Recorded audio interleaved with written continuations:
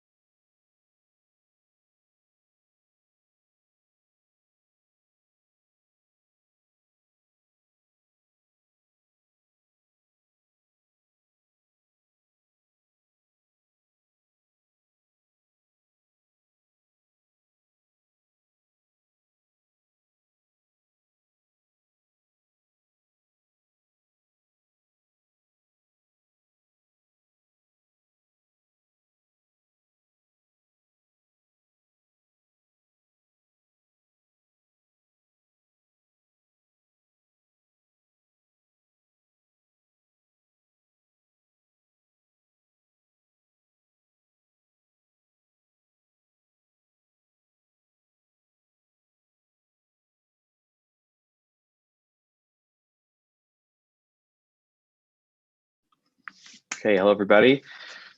Maybe we'll wait another like 60 seconds and then we're just gonna get started.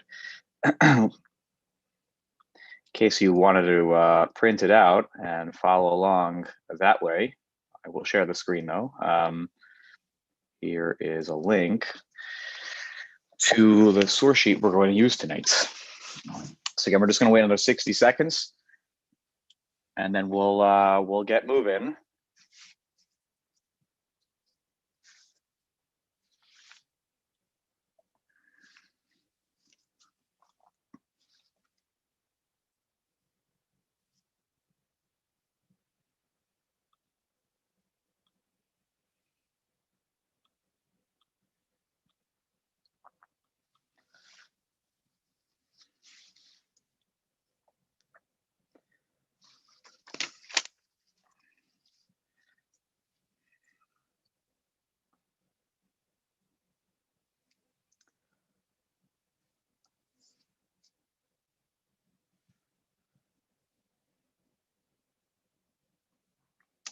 Alrighty, okay, let's, I'm just gonna post one more time in case you just joined.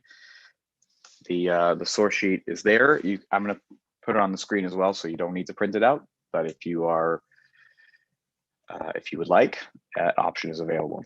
So, good evening, everybody.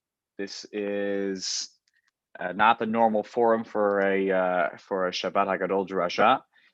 There will be that opportunity for a more normal Shabbat HaGadol venue on Saturday, on Shabbat, between Mincha and Marror in the afternoon.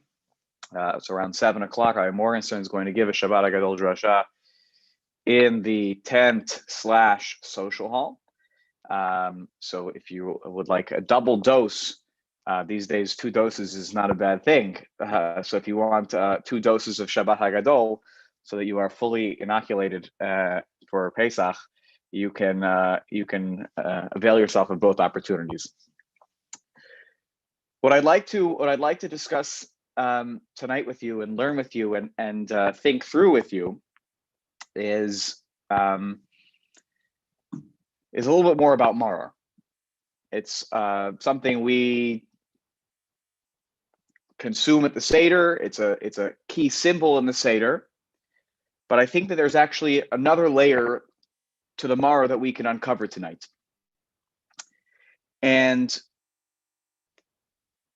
so that's the direction we're going to go. And I want to start by acknowledging that there are different customs and minhagim when it comes to Marror.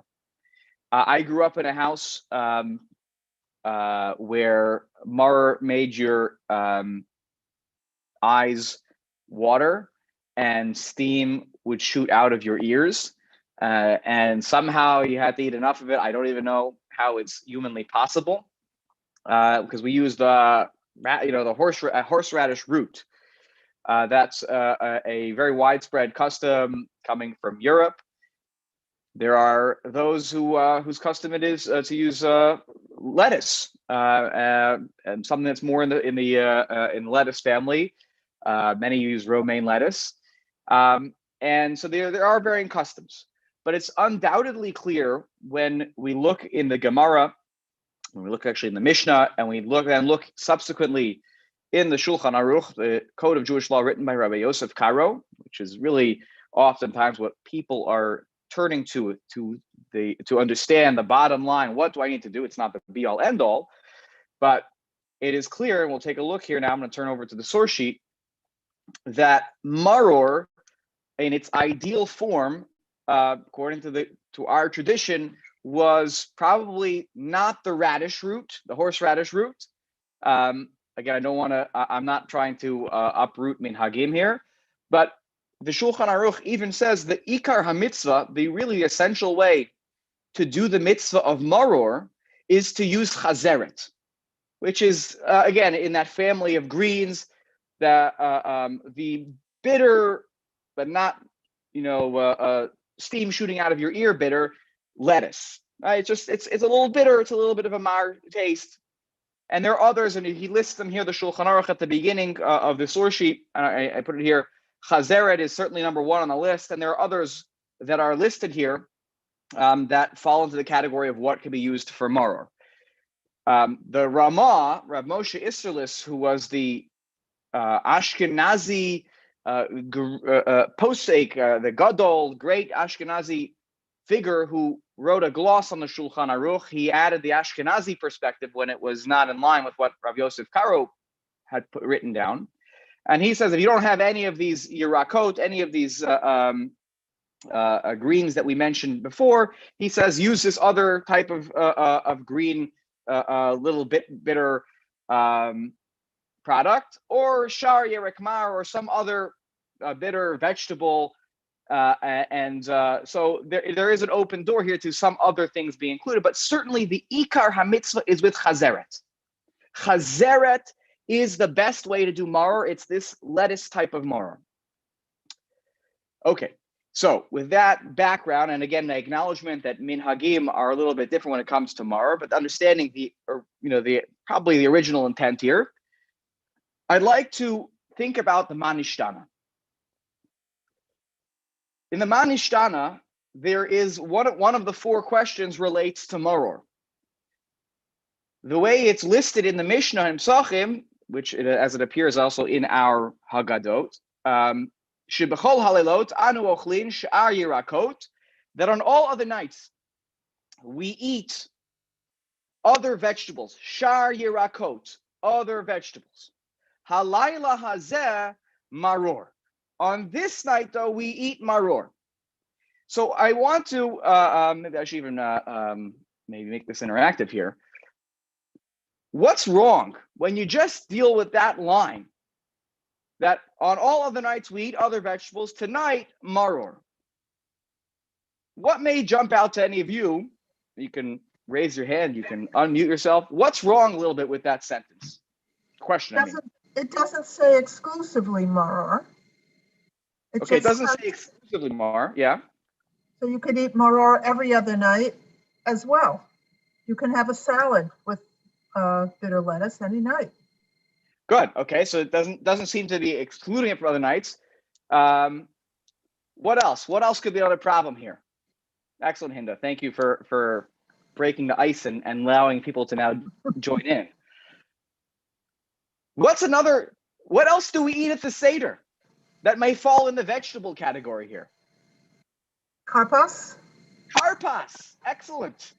Karpas is a vegetable. And in fact, for most of us, I would argue that falls under the category of Shar Yirakot.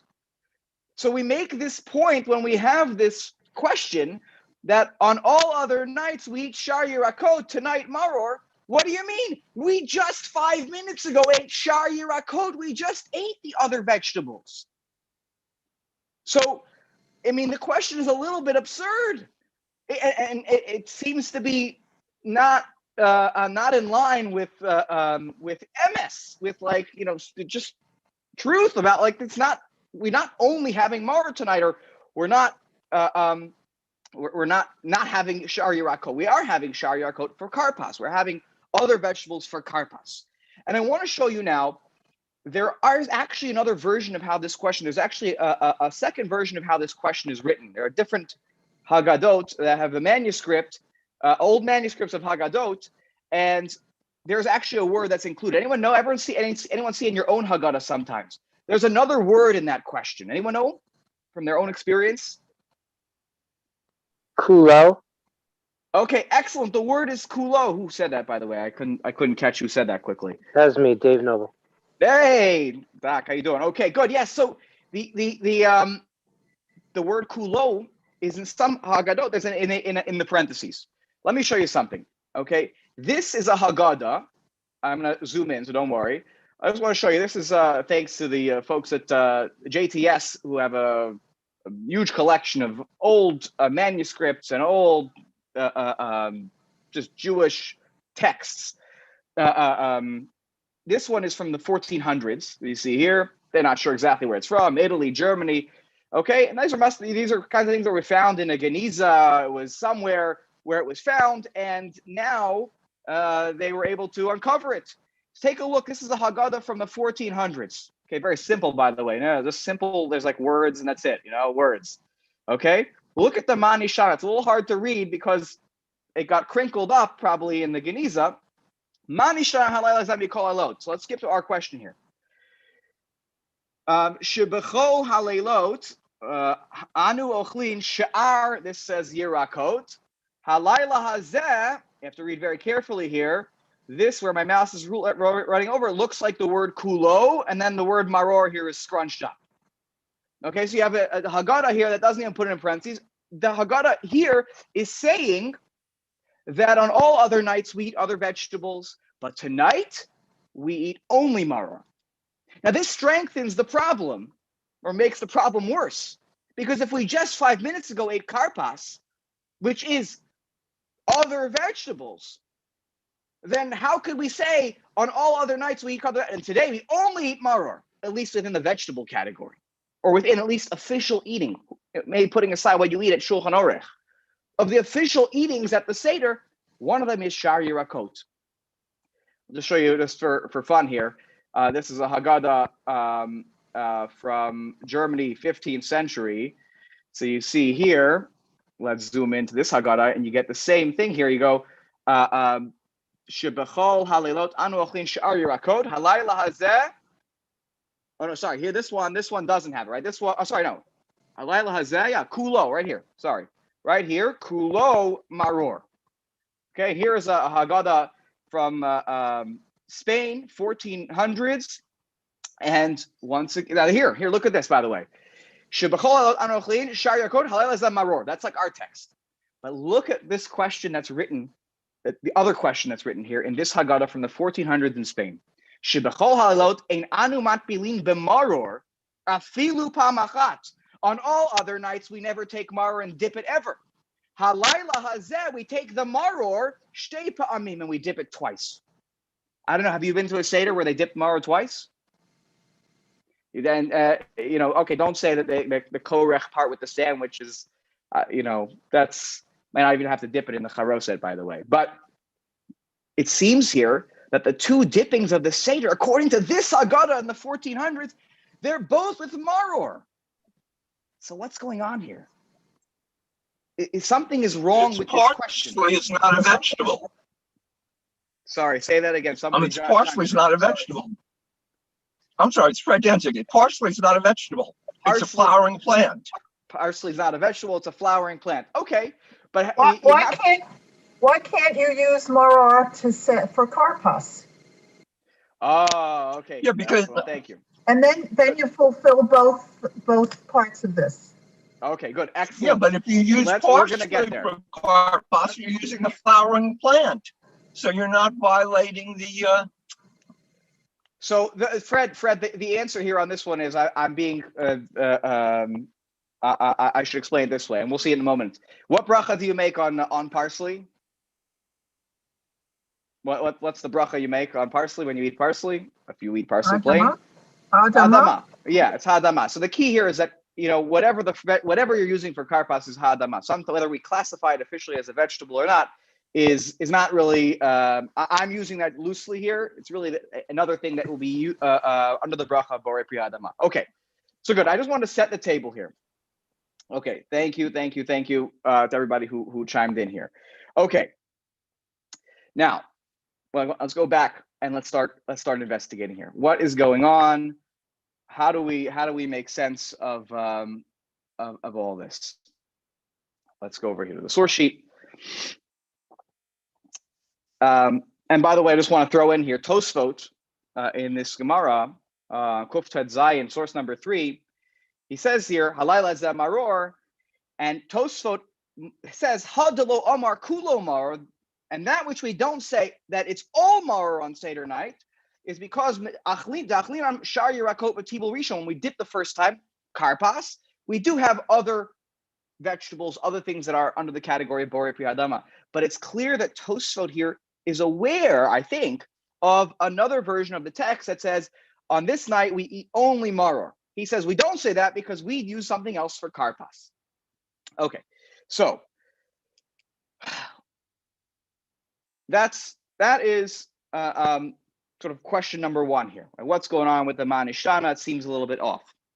Additionally, and we're going to see this in the Gemara in just a second, and I undoubtedly I believe that you all have heard this at some point. Why do we have karpas? We have karpas because we want to engage the children. We want to pique their interests. So if Karpas is just simply about getting the kids engaged in the Seder, you want to start getting them to ask the questions and to get into the feeling. Why do we have to use a vegetable?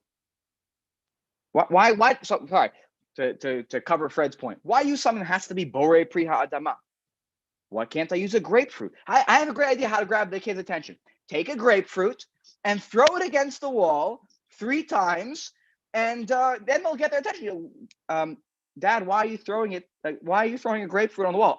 You asked the question. Perfect. Now we can continue with the Seder because I have you engaged. I mean, why does Karpas have to be in the category of borei pri adama, which I'm going to use loosely here? I'll call it a vegetable.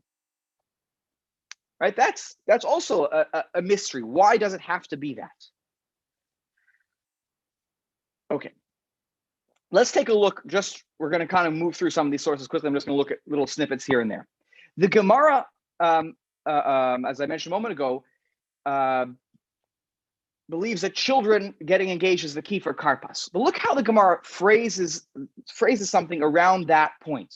The Gemara says, Lama lacha trei tibule. Why do we dip twice?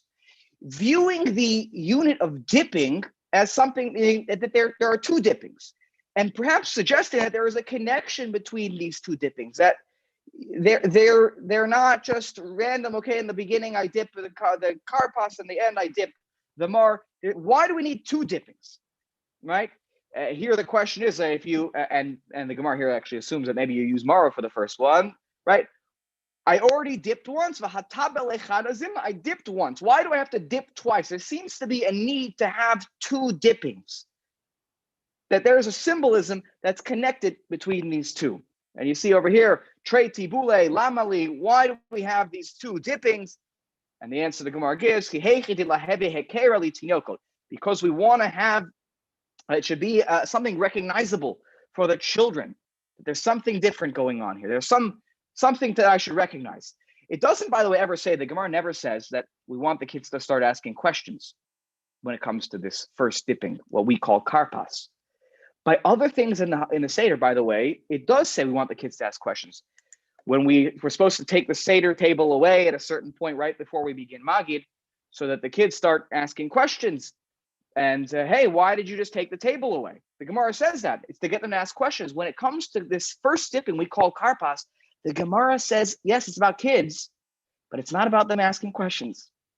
It's about having them recognize something. They need to recognize something with regards to these 2 dippings. Okay, I see here again, but on trei tibule, again, you need 2 dippings. Again, hekera litinokot, you need the kids to be able to recognize. Okay, so we're already on source 7. You see, we're flying here. Now, here's the source we're going to spend a few minutes on. It's the Mishnah in Psachim on 114a. This is a complicated Mishnah to read. And when I taught this Mishnah in high school, this is beyond confusing for the kids. Let's read it. Maybe don't pay attention to the English here, because the things that are in between the bolded words represent more commentary to help things make sense. So I don't want to ruin things for you. So the Mishnah begins and says, Heviu lefanav. It's going through the order of the Seder. We're towards the beginning of the Seder here. The Mishnah says that they would bring, people who are probably serving here would bring in front of the Seder, probably the person who is leading the Seder, metabel bachazeret ad shemagia leparperet hapat. That they would bring to the table chazeret. Remember, what's the ideal maror? It's chazeret. It's this lettuce. We're going to call it chazeret the whole night. So it's this lettuce maror. And this is before the maror that you would eat that goes with the bread. The bread being the matzah. That's the maror later at the Seder. So we have a Mishnah here that is saying that at the beginning, after Kiddush, what comes next? Chazeret is brought to the table. And that is different chazeret. That is separate from the chazeret that will come later on with the matzah. And you see, by the way, next sentence, Heviu lefanav, right? So after the first eating of the chazeret is done, they would have brought out, at that point, matzah. Matzah would come to the table. Chazeret would come to the table. More maror comes to the table. Charoset comes to the table. And the two cooked dishes, sounds like the Seder plate now comes to the table. There is a tradition, and you'll see this sometimes listed in the Haggadah, that right before you start Magid, that's the time sort of to remove the Seder plate and bring it back, right? And because you're supposed to bring it at that point, you do yachatz and everything, and then the Seder plate is taken away for a second to get the kids to ask questions, and then it's brought back to the table. But the point is here, you have a chazeret early on and a chazeret that's for later in the Seder. 2 marors. Doesn't say anything about other vegetables. It says you have maror at the beginning, you dip it, metabel b'chazeret, and you have later on the chazeret that goes with the bread. And the Mishnah concludes, by the way, that in the Mikdash, when there was in the temple, right? So they would have also at this point brought the Korban Pesach to the table. Okay, that was a main part of the Seder until there was no Beit HaMikdash anymore. And so this is what is going on at the Seder. And this is, again, it's an odd situation. And I also want to be intellectually honest with you here. If you look in the Venice edition, the Venice manuscript of the Gemara from 1523, you'll see a variant text. Variants are very in these days. We talk about variants of other things. So here's a variant. The variant of the text is that it says Heviu lefanav mitabel. Heviu lefanav. They would bring in front of this person yirakot v'chazeret, vegetables and chazeret. And then it would say mital chazeret, and then you dip the chazeret, and that's the early dipping, not the one that's later on at the Seder. So there is a manuscript that does point out that there are vegetables brought to the table. But if you look in the earliest vocalized Mishnah that we have, this is, you take a look here, right? This is from the late 11th, mid 12th century. Okay, this is the Kaufman edition of the Mishnah. If you look very carefully at this text, it says Heviu lefanav mitabel b'chazeret. It doesn't have the variant. Okay, so this earlier manuscript seems to indicate maror would be used at the beginning of the Seder for what we call karpas. The Gemara never refers to it as karpas, and this there's no shar yirakot going on here. Okay, I see somebody wrote something in the chat box, so I'm going to see what it was there. Okay, Steve wrote, this is when you have only one vegetable, not 2 different kinds. If you have one, would say 2 brach. Okay, good. So we're about to get that in a second, Steve. That's the Gemara, the Gemara's comments on this. But it is interesting to note that the Mishnah itself seems to leave out other vegetables. Okay, you have, by the way, also here another source from the times of the Mishnah, the Tanaitic source of Rabbi Yossi, who says, even though you've had chazeret earlier on at the Seder, it's a mitzvah to bring this chazeret to the Seder table a second time and have that with what we call the Marror part of the Seder. Now, I want to allude to what Steve was talking about in his chat, which is that the Gemara does acknowledge, the Gemara, which is commenting on the Mishnah, does acknowledge that you can use other vegetables, shar yirakot, as part of that early dipping. Here you see here, the Gemara says, Pshita, it's obvious in a situation, that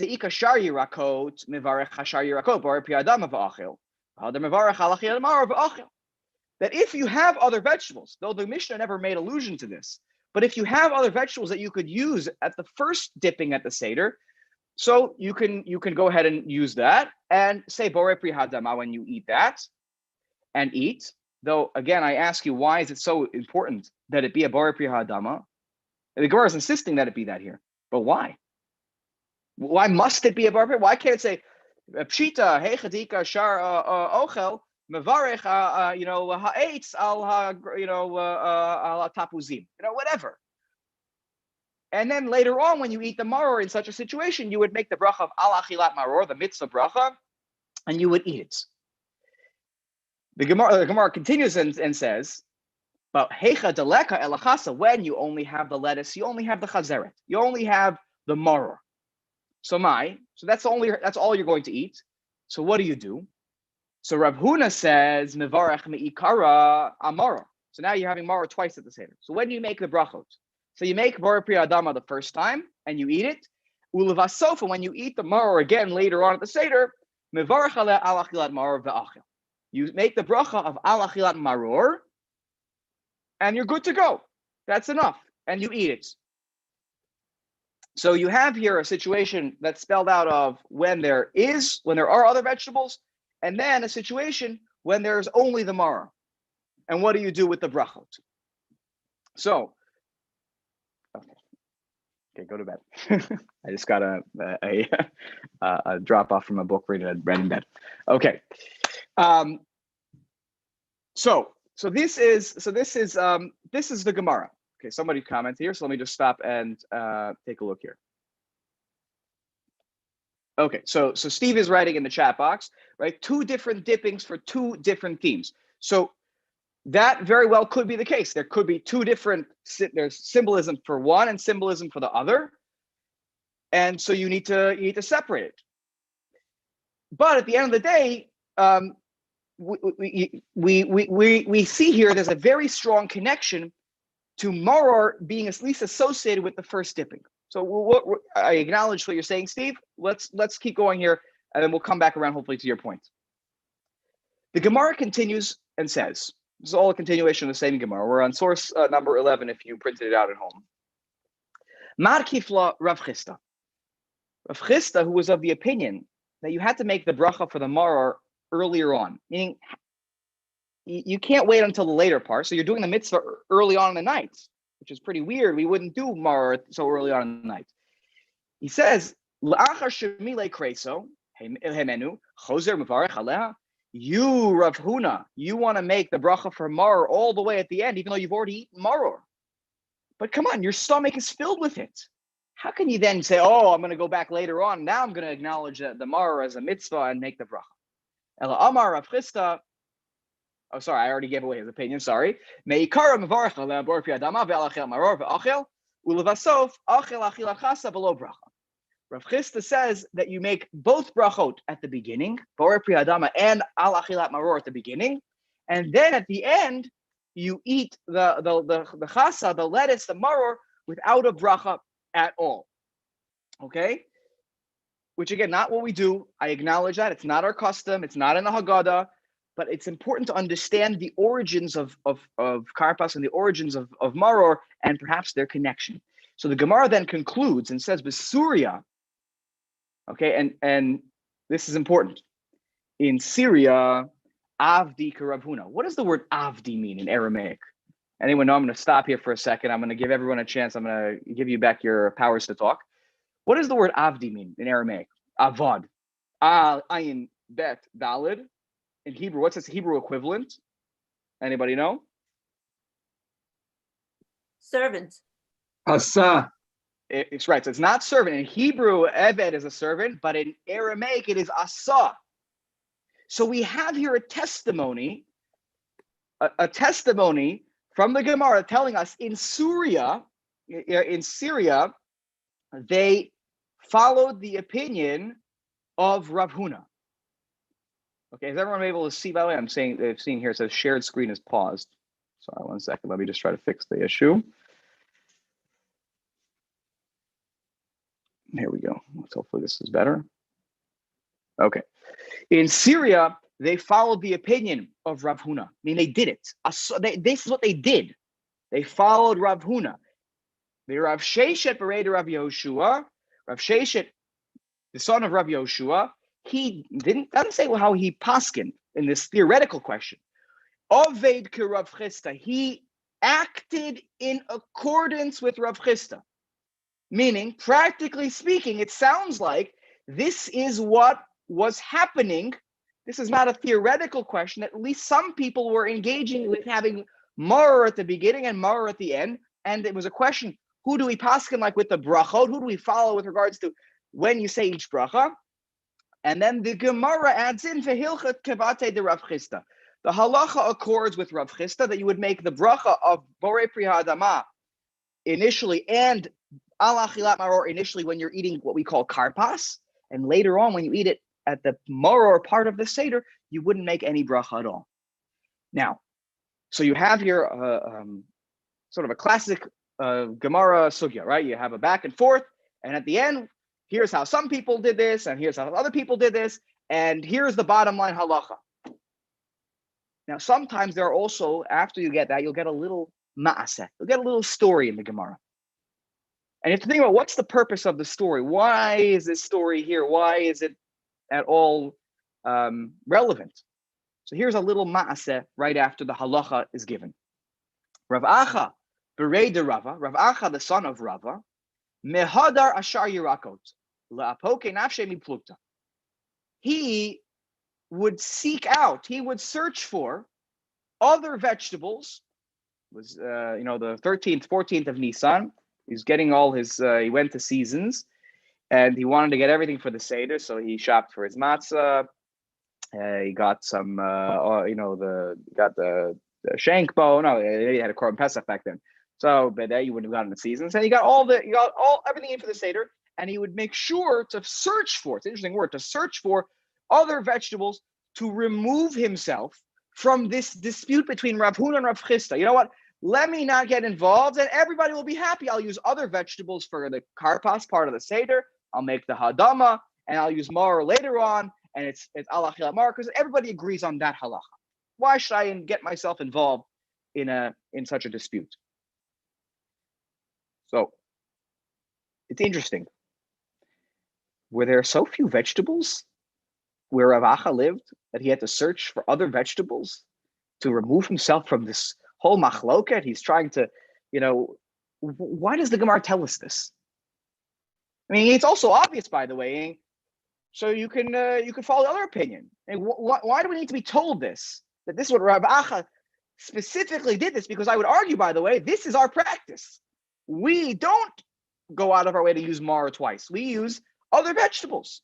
So obviously this story is very important, but I didn't need the story to teach me that that's okay to do what I do. Okay, so I'm putting a lot of stuff out there. Let's, okay. Let me just pause here for a second and just make sure there's nothing in the chat box. Okay, all right. So it seems from the simple reading of the Mishnah that we looked at a few minutes ago, and from the line that talks about the minhag, right? What some communities and some rabbis would actually do, right? And from the question in Manishtana, especially according to that one manuscript that we dip maror twice, it seems that maror may have been, I can't say this with 100% certainty, but it may have been that maror was in some ways the ideal karpas. From the Gemara's discussion, right, it opens the door to other vegetables. I acknowledge that. We read that. But so much points in the direction of not being what Chazal maybe intended for us to ideally use, lechatchila use. The Mishnah doesn't talk about a case of using other vegetables. It only talks about the case of using maror twice. Now you might say, well, that's because they wanted to teach you the most extreme case. But if they never wanted us to consider using maror for karpas, they could have easily commanded us and said, just like you're getting two tavshilin, we use an egg and a bone. They could have told us, go out and buy parsley, go out and buy potatoes, go out and buy. And furthermore, the fact that it has to be ha'adama may be tied to the fact that maror should be the ideal here. And if you're not going to use maror, at least use something with the same bracha so we don't have a halacha that is all over the place. And I also add here that Chazal were very well aware of all the symbolism of Seder night. And it's hard not to think that their idea of using maror twice as at least being an ideal or something that is even at least acceptable, right? That this would have been intentional, that Chazal would have had this double maror. So what is the symbolism? What is the symbolism that would be found in a double Marror situation? And you see within Marror itself, Marror can function two ways. Marror is not only what we think it is. And I want to show you here. Let's go back onto the screen. Moving over on my screen also. Okay. Oh, sorry, wrong.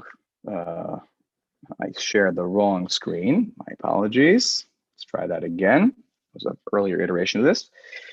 You see here that Marror in its ideal form was supposed to be eaten when it's actually the only time when it's a biblical mitzvah to eat Marror is when you eat it along with matzah and the Korban Pesach. The habasar b'layla hazeh, the Torah tells us that you should eat the Korban Pesach on this night, on that night. Tzli eish umatzot al merorim yochlu. It shall be eaten roasted over fire with matzah and bitter herbs. That is how you're supposed to eat Marror. It's supposed to be with the Korban Pesach. It's not really supposed to be eaten alone. Matzah, the Gemara teaches us, has a separate pasuk, a separate derivation for how we learn that even if there's no Korban Pesach, it's still biblical. It's still a biblical mitzvah to eat matzah on Seder night. But Marror in our day is D'Rabbanan. It's rabbinic in nature. It can only be biblical when it's eaten with the Korban Pesach. And so, yes, while the symbolism of it is partly Vayamaru et Chayehem, it's a symbolism of bitterness, and that the Egyptians made our lives bitter with the slavery and the work and the beatings and the murder and the throwing the babies in the river. Marror has another symbol. The Orach Chaim points this out. The Orach Chaim says, actually you can see it here also in the English on your left-hand side. Why did God command Marror? It is common for those who eat roasted foods, roasted meats in particular, to have something a little bit bitter with it. Because when you do this, what happens? Suddenly, right, the tastes, right, the taste, you're able to really enjoy the roasted food. I actually remember a few years ago, Rabbi Soloveitchik was in our shul giving a pre-Pesach shir. I don't remember what year it was. Everything feels like it was 10 years ago at this point. And also it feels like it's been one day since this whole thing began.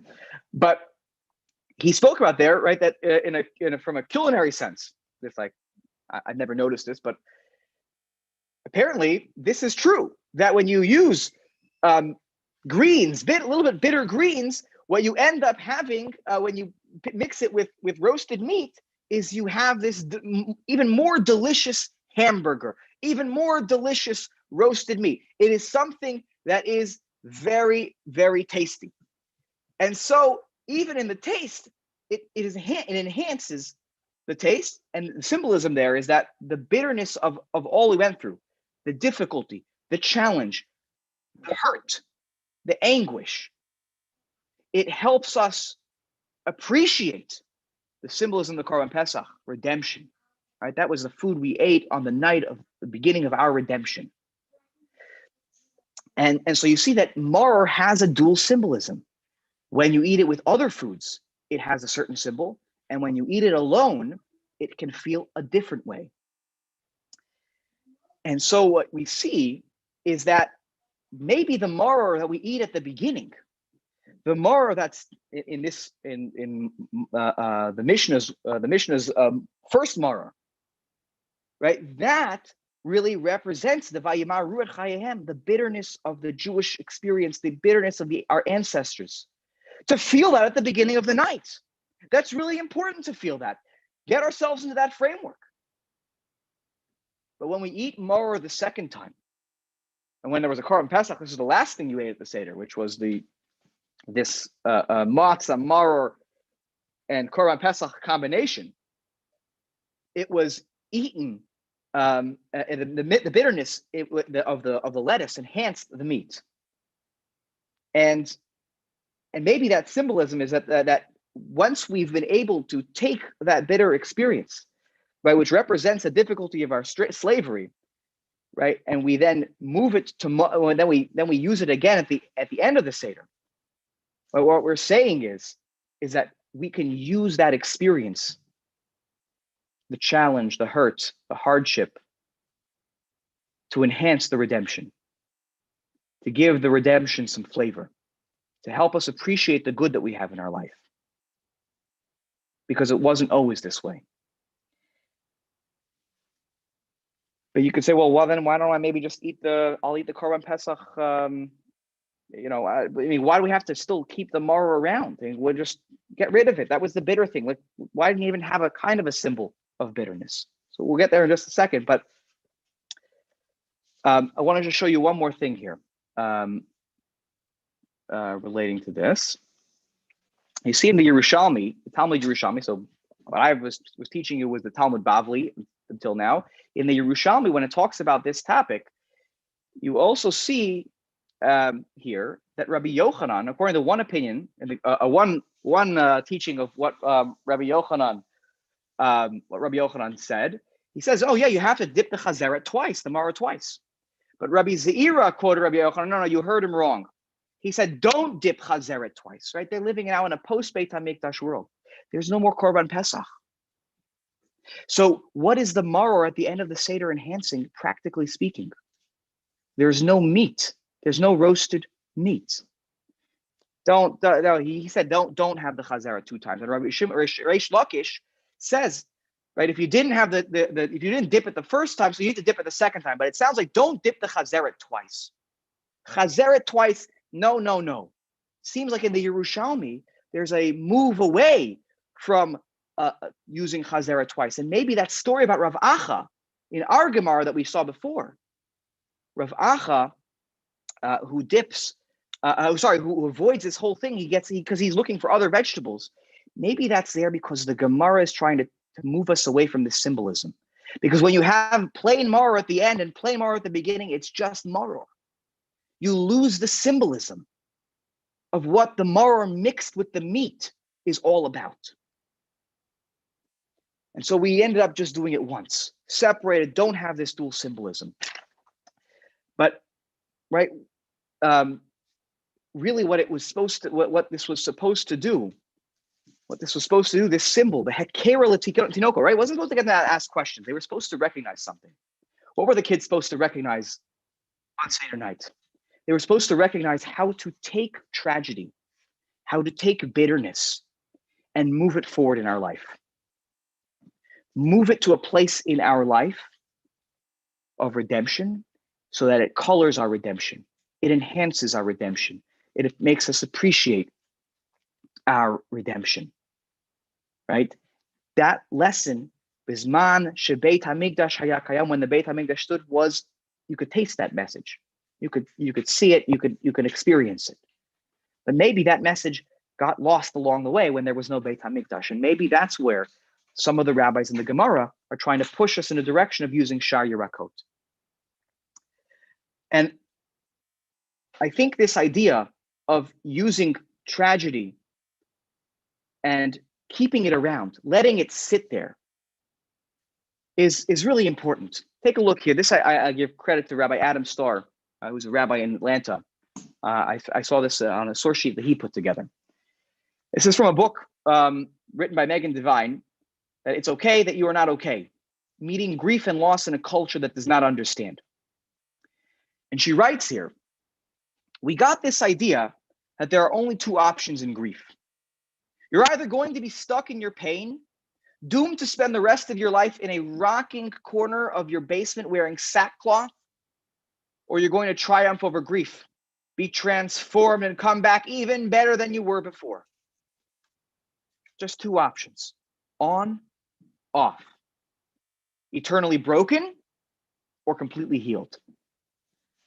And she writes, we have to find a new model, a better story to live into. She writes, there's a whole middle ground between those 2 extremes, but we don't know how to talk about it. What I am proposing, she says, is a third path, a way to tend to the pain and grief by bearing witness, by neither turning away nor by rushing redemption, but by standing there, right there inside the obliterated universe. By somehow making a home there, by changing our orientation to grief as a problem to be solved, and instead, right? It's not supposed to be a problem that needs to be solved. And instead, we're supposed to see it as an experience to be carried, as a mystery to be honored. Why did this happen? Why did this happen to our people? Why did this happen to me in my life? We don't know these answers. The new model of grief is not in cleaning it up and making it go away. It's in finding new and beautiful ways to inhabit what hurts, to carry it with us and integrate it into our lives. I think this is exactly what's going on with the Marror. There's tragedy. That's how we recount the beginning of the Seder night. That's the story. It was 210 years of awfulness, of Jewish babies thrown in the river, of being beaten, of no hope. How do we deal with that? And Chazal, I think we're sending a subtle message that you take it with you. You don't just either let it weigh you down for the rest of your life, but you also don't just throw it away and forget it. And that was in the past, and now I'm reconstructed. I'm 2.0. I'm better. I don't have to talk about that anymore. That was old news. We're supposed to take it with us through the whole story. And at the very end, we use it to appreciate our freedom, our redemption, the Marror that goes with the Korban Pesach.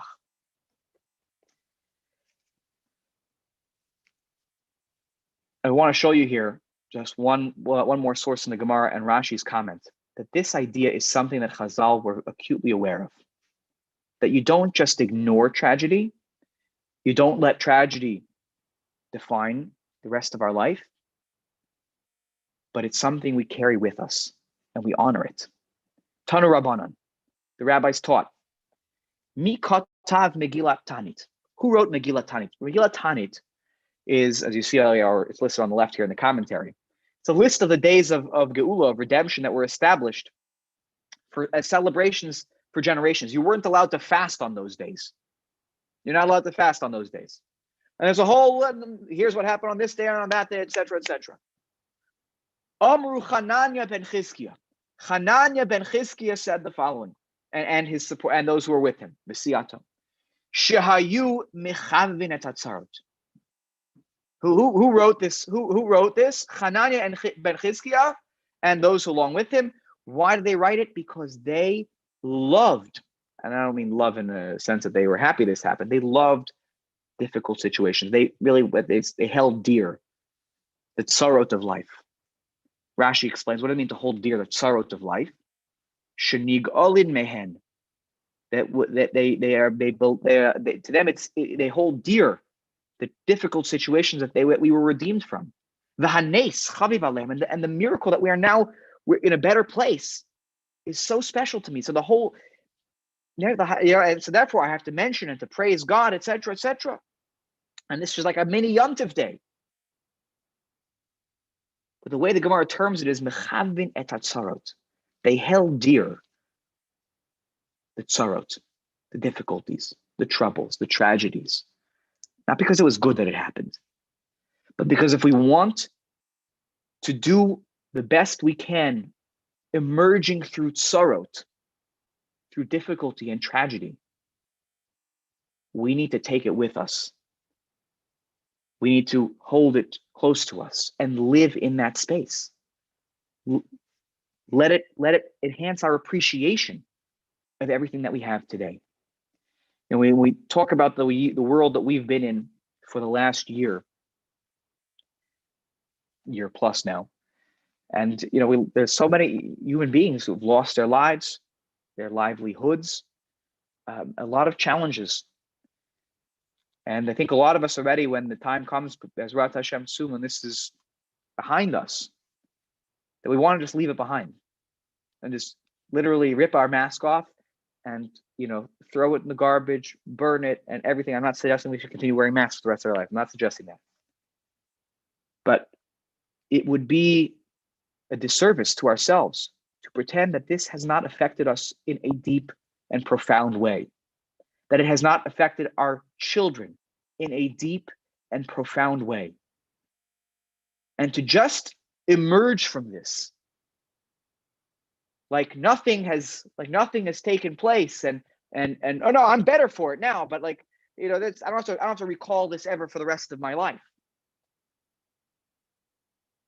We need to find a way to bring this time period and just and all the pieces that it had, all the brokenness, let it be there.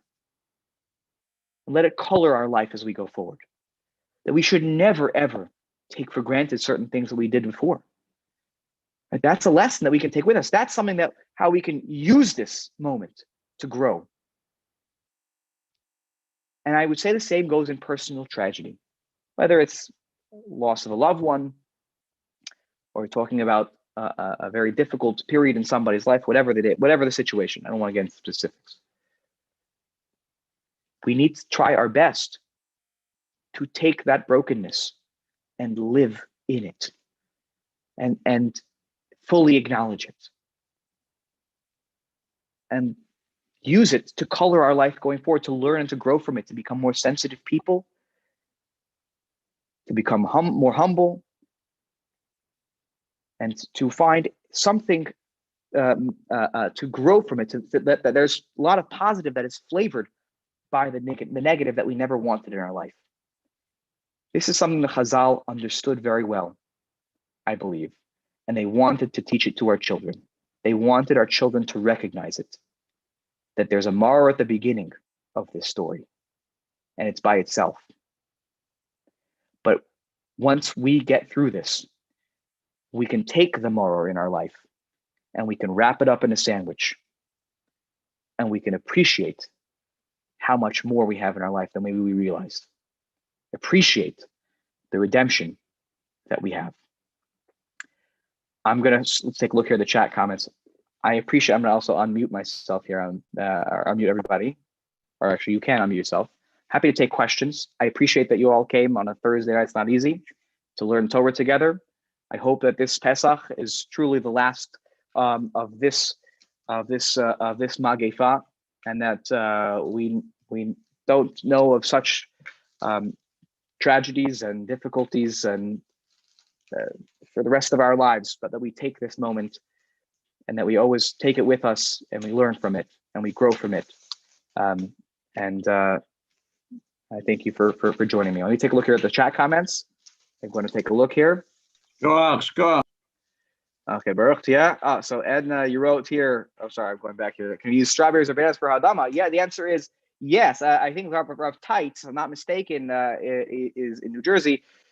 Makes this point. He actually has bananas at his Seder for Karpas because he wants to point out that it just needs to be ha'adama. It's not tafka that has to be a vegetable, which goes to your point from Fred from earlier. Right. Okay. Good. Just looking here. Possibly use at least two messages from the Torah uses Mitzrayim. She wrote here. Kur Barzel Lo Tanu et Hager. Right. Hager Hayita Beres Mitzrayim. Right. The idea. So excellent, Steve. Steve pointing out here. Right, the idea of not oppressing the stranger. Why is that such? And what's the reason behind it? Because we were there. We were in that position. Take that difficulty with us going forward, and that shapes how we treat other people. Excellent. That's a great example in the Torah where we see this as well. And Fred, I agree with you. If you go through crisis successfully, you are strengthened, but it's because you take that crisis and you let it shape who we are, that we are more sensitive people, that we are more kind, caring, thoughtful, and appreciative people. Okay, folks, I'm going to